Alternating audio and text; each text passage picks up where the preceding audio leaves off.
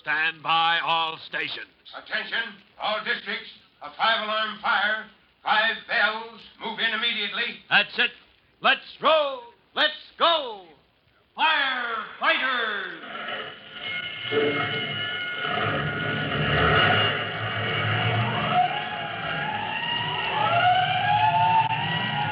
Presenting Firefighters, the true-to-life story of our unsung heroes who stand ready to ride by day or night against our most murderous enemy, the demon of fire.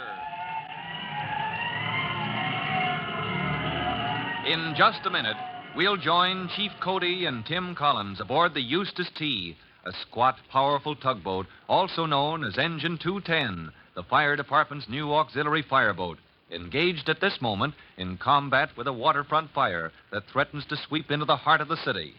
But before we join Engine 210, here's something you should know.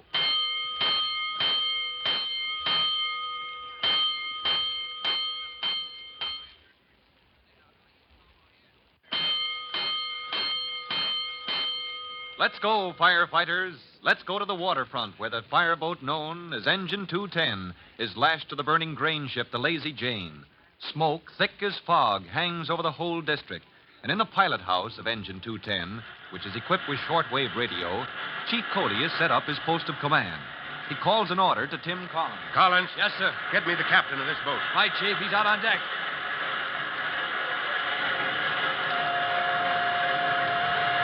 Fire department, fire department, fire department, calling Engine 210.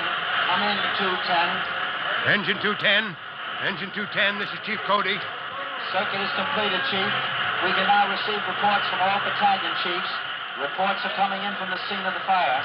Good. What do you hear? Battalion Chief 3 reports fire on the burning ship is under control. Fire in the deck house has been knocked down. Right. And the fire in the hold. Does he want more water poured into the ship to drown the fire in the hold? No, sir. Engine 210 can stop pumping. Right. Any orders, Chief, for Battalion 3? Here's Captain Jucker, Chief Cody. Oh, that smoke. God almighty, I never swallowed nothing like it. Engine 210. Are you there, Engine 210? Hold it, dispatcher. Fire department, stand by. Fire department, standing by. Juckle. That's me. Captain, order your men to shut off the water. Stop pumping. The fire in the hold of the grain ship is under control. We must have turned that grain to mush. All the tons of water... Uncouple all hoses from the outlet here on the fireboat, Captain. We're going to cut loose from the Lazy Jane and pull out into the stream. Aye, Chief. And then? Report back to me. Collins, you stand by. I want you. Standing by, sir. I won't take but matter of minutes, Chief. Be right back. Fire department. Fire department standing by. Engine 210 to fire department. Come in, Chief. Orders for Battalion 3. Have engines 209 and 207 stand by in case the fire on the Lazy Jane flares up again. Engines 207 and 209. Gotcha, Chief. Send men into the hold to overhaul, but lower them on lifelines. Repeat, use lifelines. That grain is turned to mush. Gotcha, Chief Cody. Any more? Orders for Battalion 2 and Battalion 4. Orders for Chiefs of 2 and 4.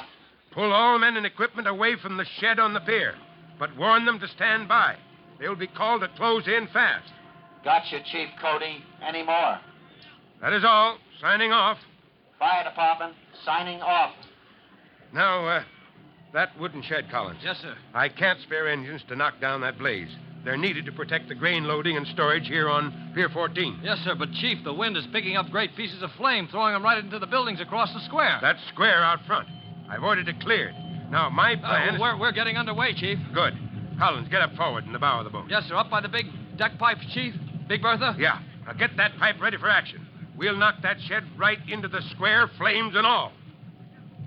As the tugboat casts off from the Lazy Jane, Captain Juckle eases her upstream to a point near the great wooden shed, whose roof is a tangle of raw flame whipped by the wind.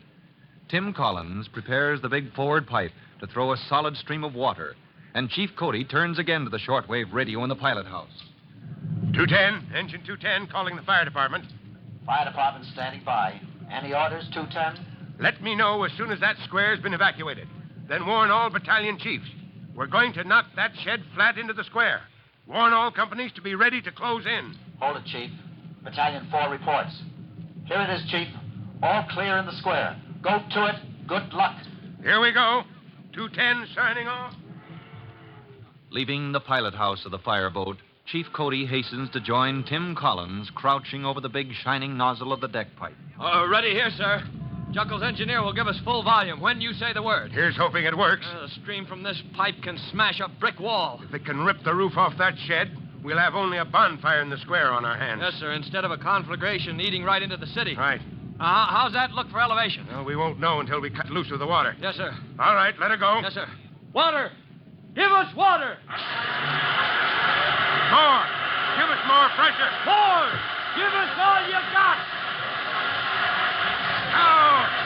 Great blazing blisters! That stream, it's a battering ram. All right, swing to the left. Yes, sir. Left. Yes, sir. Now, send that water against the eaves of that roof. Oh, well, help me swing her, Chief. All right. Oh, that roof is tearing. We're ripping it off. Yes, sir. Swing the stream along the eaves. We're tearing it up like paper. Yes, sir. Now, steady, steady. There she goes. Oh, yeah, there goes the whole roof. Oh, we did it, Collins. We did it. Yes, sir. We knocked the roof clear off that shed. Now the shore companies can close in and smother what's left of Yes, it. sir. Shall we shut down now, Chief? We've done our job, Collins. You can shut down the stream. Yes, sir. Cut off the water. That's all.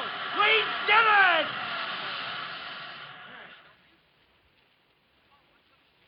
An hour later, the auxiliary fireboat, Engine 210, lying in midstream off Pier 14, has completed picking up all equipment. It is once more the Eustace T, flagboat of the Tennacombe Towboat Company's fleet of tugs. Except that Captain Juckle has one important duty to perform as he joins Chief Cody and Tim Collins in the pilot house. Well, I guess that's that, Chief. Got them hose racked up to dry. All the soot and smoke smooches is wiped off. Yeah, that crew of mine, they're shining up the breakwork. Well then, Captain, what next? What next? Well, I'd be dangled from a tow line if I could think what next. Collins? Yes, sir. Collins, I was going to compliment you on the way you've trained Captain Juckle and his crew. Now, Chief Collins, why, he's okay. He done fine by us guys. Yeah, but he seems to have forgotten something. He's kidding you, Captain. Yeah, but look, my sick head, I don't... Look, Captain, you answered an alarm, didn't you? Yeah, You rolled to the fire, you followed orders until we called you back to quarters. that's right. And just like a fire company ashore, you've made ready for the next alarm. So? Oh, sure, I get it. Now I say hello to the squawk box. Squawk box? What's that? He means the two-way radio. Just listen to this. 210, engine 210, calling fire department. Fire department, come in, 210. Engine 210, back in service. All shined up in shipshape. 210 back in service. Okay, 210. And congratulations. Huh? What's that you said? Congratulations. All the boys are proud of you, 210. Oh, hey, quit kidding. We ain't no firemen. We just run the boat. You run it okay. Fire department signing off. So long. Signing off. Hey, did you hear what the guy said? Proud of old 210. This old tub. Well, I'd have said it myself if he hadn't. Gory mighty. Proud of us guys. Oh, nobody's kidding you, Juckle. And as long as Engine 210 is in service, you and your boys will be aces high with the whole fire department. And now that his tour of duty with Captain Juckle and Engine 210 is completed, Tim Collins can look forward to returning to his own company. But as he stands on the dock taking his leave of Chief Cody, the chief says... Oh, Collins, you Yes, going sir. home now? Yes, sir. I'll report back to Company 209 in the morning. Right. And when you see your mother, just tell her it can be arranged, will you?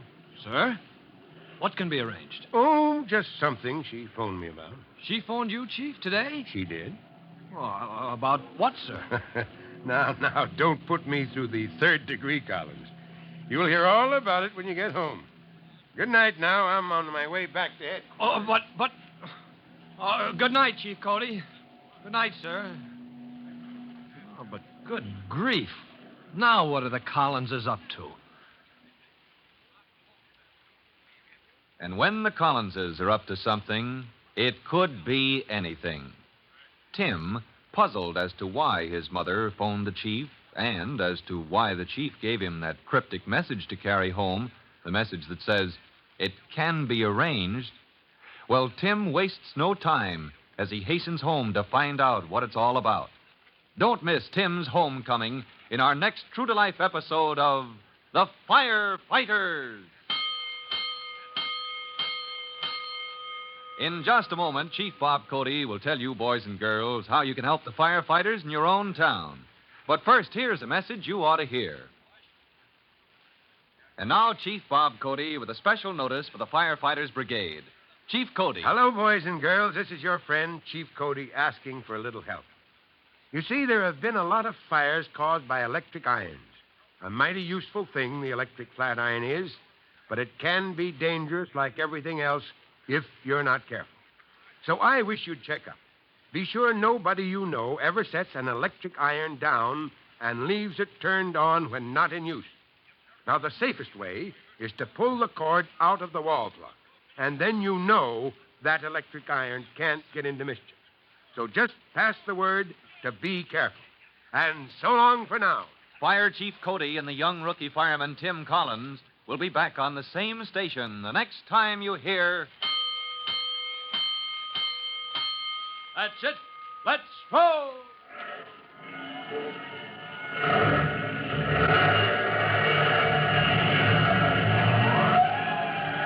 Let's go. Firefighters.